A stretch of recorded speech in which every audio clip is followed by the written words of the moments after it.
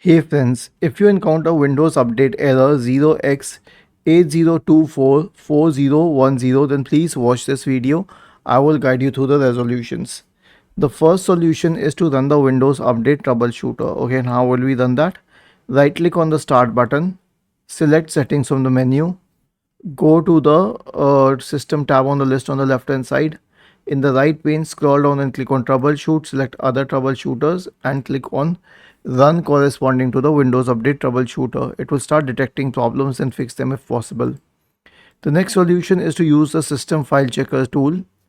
How would we do that? Search for command prompt in the Windows search bar and click on run as administrator.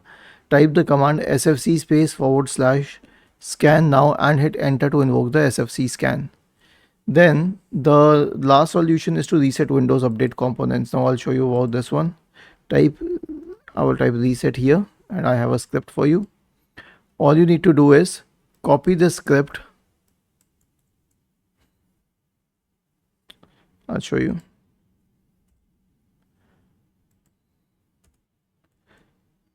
Control A, Control C, search for command prompt in the Windows search bar. Click on run as administrator, paste it here and hit enter.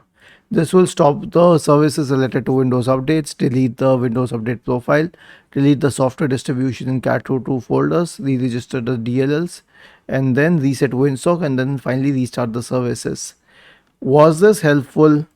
If yes, then please subscribe to the channel, and if not, then let us know in the comment section of the video on how we could help you further. Thank you for watching this video and have a nice day.